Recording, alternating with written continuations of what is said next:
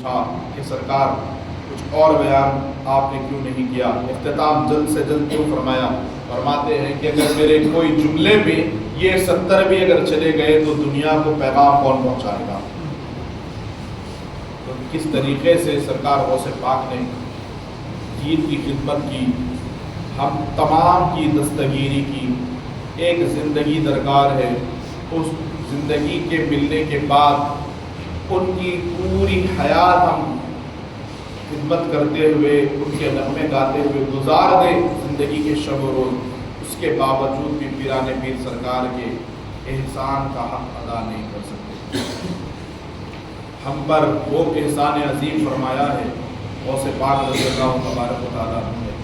یہ احسان تو چھوڑ دیجیے محترم سامعین کرام، ایک بار بچپنے میں تھے غوث پاک، 4 ساڑھے 4 سال کی عمر تھی، سیدہ فاطمہ ام الخیر آپ کی والدہ ان کی گود میں سوئے ہوئے ہیں، والدہ بیٹے کے سر کو سہلا رہی ہے، محبت پیار کے ساتھ سرکار غوث پاک کے ساتھ پیش آ رہی ہیں آپ کی امی جان۔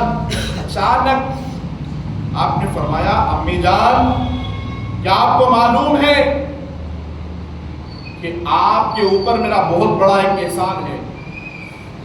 غیر معمولی کلام سننے کے بعد والدہ حیران ہو گئی، پریشان ہو گئی کہ کس طریقے سے ماں باپ کا اولاد پر احسان ہوتا ہے، ماں باپ اپنے بچوں پر اچھے حسن و سلوک کے ساتھ پیش آتے ہیں، اپنا سب کچھ اولاد پر لٹا دیتے ہیں، اولاد کے لیے والد والدہ مکمل طور پر تکالیف اٹھا کر چاہتے ہیں کہ اپنی اولاد کو راحتوں سے نوازے، ان کی زندگی میں سکون حاصل ہو۔ محترم سامعین کرام، کوئی بندہ اس زمین پر ایسا نہیں ہوگا، ہر مذہب اٹھا کر دیکھ لے، صرف مسلمانوں میں نہیں، جتنے مذاہب کے ماننے والے لوگ اس دنیا میں بستے ہیں، ہر ماں باپ چاہتے ہیں کہ اپنی اولاد کو اچھی زندگی دے، اچھی تربیت کرے، ان کا بہترین طریقے سے مستقبل کو اچھے بنائے، اس کے فیوچر کو سیٹ کرے، یہ ہر ماں باپ کی خواہش ہوتی ہے،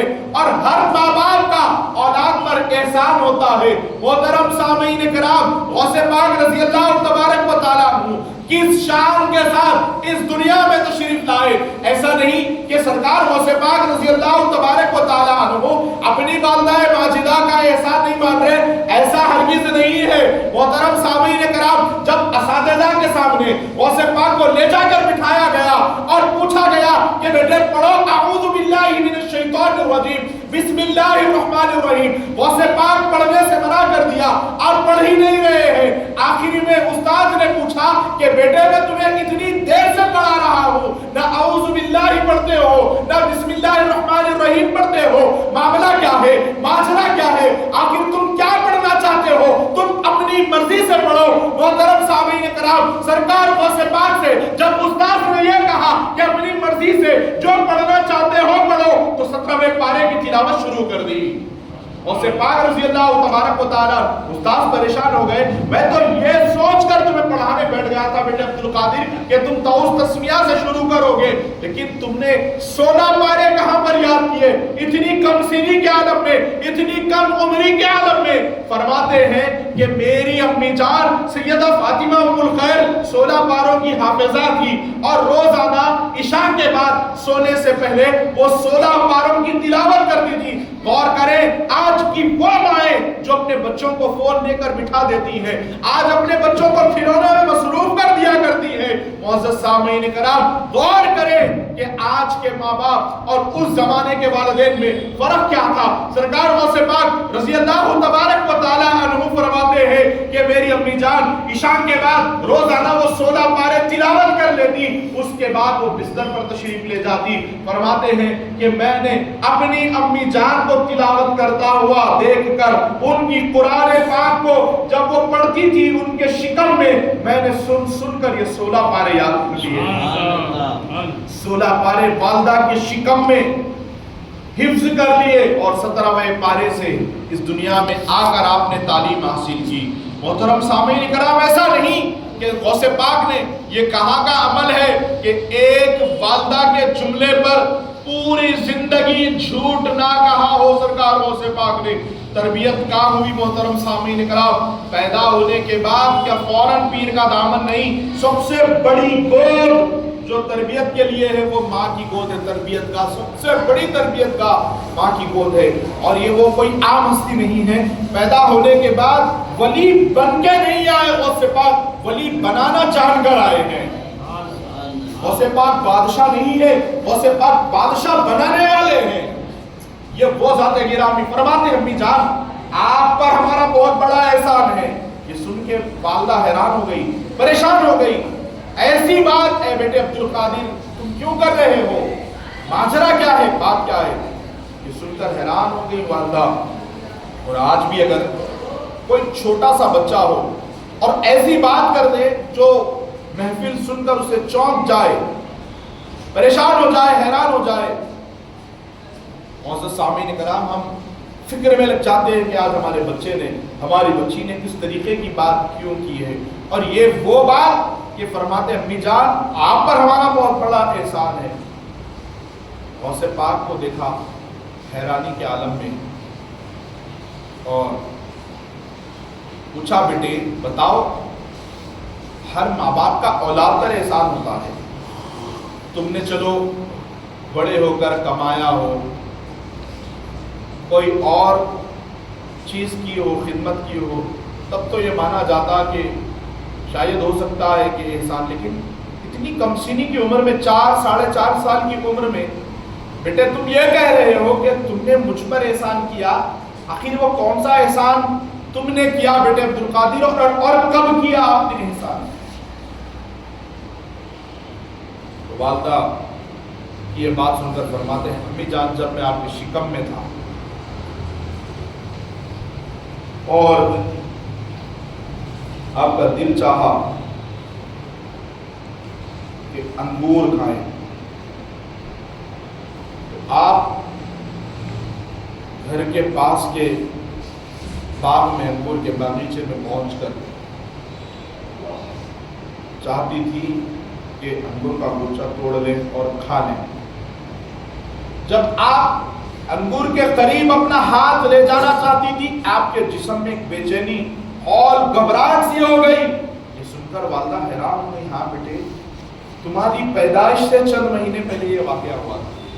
فرماتے امی جان کو ہال گھبراہٹ کس نے پیدا کی تھی؟ فرماتی ہے بیٹے خدا جانے کس نے کی تھی، لیکن میں بہت پریشان ہو گئی اور انگور کھانا چھوڑ کر، اس باغ کو چھوڑ کر میں اپنے گھر پلٹ آئی تھی۔ فرماتے ہیں کہ امی جان وہ گھبراہٹ کسی اور نے نہیں، آپ کے بیٹے عبدالقادر نے پیدا کی تھی۔ والدہ پوچھتی ہیں ماجرا کیا ہے بیٹے، کس طریقے سے تم نے ایسا کیوں کیا؟ فرماتے ہیں کہ امی جان جس گوشے کو آپ انگور کے توڑنا چاہتی تھی اس کے اندر سانپ بیٹھا ہوا تھا، وہ یہ چاہتا تھا کہ کوئی انگور کا گچھا توڑ دے اور وہ آپ کے ہاتھ کو ڈس لے۔ وہاں پر میں نے آپ کی حفاظت فرمائی، آپ کے جان کی حفاظت فرمائی، آپ کی جان بچائی، یہ احسان ہے میرا آپ پر۔ فرماتے ہیں ایک اور مرتبہ امی جان ایسے ہی آرام فرما رہے تھے، غوث پاک اپنی امی جان کی گود میں، امی جان ہم نے آپ پر ایک اور احسان کیا ہے، ہمارا آپ پہ احسان ہے۔ بیٹے اب کون سا احسان ہے بتاؤ؟ فرماتے امی جان میری پیدائش سے پہلے گھر پر ایک فقیر، ایک سائل حاضر ہوا تھا اور دستک دیا، لیکن وہ سائل کی شکل میں ایک چور تھا، ایک گنڈا تھا۔ معزز سامعین کرام فرماتی ہے کہ آپ نے دروازہ کھول کر اسے کچھ دینا چاہا، وہ گھر میں گھس کر آپ کا ہار کھینچنا چاہتا تھا اور گھر سے پیسہ لے جانا چاہتا تھا، اور جب آپ اپنے آپ کو، اپنے مال کو، اپنی حفاظت کے لیے، اپنے آپ کو بچانے کے لیے ایک کمرے میں پہنچ گئی اور وہ چور وہ سائل کی شکل میں جو اپنے گھر آیا تھا وہ بھی کمرے کے اندر داخل ہوا، وہ آگے بڑھ کر کوئی غیر غلط حرکت کرتا، آپ نے دیکھا کہ ایک شیر نمودار ہوا تھا اور اس شیر نے اس چور کو، اس ظالم کو، اس شیطان کو، اس حیوان کو چیر کر رکھ دیا، اس کے ٹکڑے کر دیے رہے تھے. فرماتی ہے بیٹے یہ واقعہ یا تیری ماں فاطمہ ام الخیر جانتی ہے یا اس کا رب جانتا ہے کیسی مدد اللہ تعالیٰ نے ایسے اکیلے پن میں میری فرمائی تھی. سرکار غوث پاک فرماتے ہیں امی جان آپ جانتی ہے کہ جو شیر اکیلے پن میں نمودار ہوا تھا وہ کون تھا؟ سرکار غوث پاک رضی اللہ تبارک و تعالیٰ عنہ کی والدہ فرماتی ہے بیٹے خدا کی قسم میں نہیں جانتی, میں تو یہ سمجھ رہی تھی کہ خدا کی طرف سے مدد ہے. فرماتے ہیں امی جان جو گھر میں شیر نمودار ہو کر اس حیوان کو چیر کر رکھ دیا تھا وہ کوئی اور نہیں آپ کا بیٹا عبد القادر تھا. یہ سرکار غوث پاک رضی اللہ تبارک و تعالیٰ عنہ کا مرتبہ. محترم سامعین کرام یہ وہ ہستی ہے کوئی عام معاملہ نہیں. 40 برس تک عشاء کے وضو سے فجر کی نماز ادا کی, اتنا سب ہونے کے باوجود ہاتھوں میں اپنے ایک مرتبہ جس کی شان میں جن کے مرتبے کو جن کی بزرگی کو دیکھ کر شیطان نے بھی توبہ کی. ایسے بندے کو ہرگز استقامت سے نہیں ہٹایا جا سکتا. اتنا پکا اپنے رب کی بارگاہ کا یہ بندہ, اس کی بندگی دیکھ کر پوری شیطانیت کانپ جاتی ہے. ہمارے پاس کوئی مجال نہیں کہ سرکار غوث پاک کی ذات کا مقابلہ کرے اور کسی بھی طریقے سے بھٹکانا تو دور کی بات کہ غوث پاک کا خیال بھی نہیں کر سکتے ان کے بھٹکانے کو لے کر سوچ کر. جب یہ خیال ہوا کہ شیطان ہوتا ہے, کوئی نہ کوئی راستہ تلاش کر لیتا ہے. شیطان بھٹکانے کا ہر راستہ کبھی کسی کا روپ کبھی کسی کا روپ دھار لیتا ہے, کبھی دوست کا روپ دھار کر آ جاتا ہے, اچھے راستے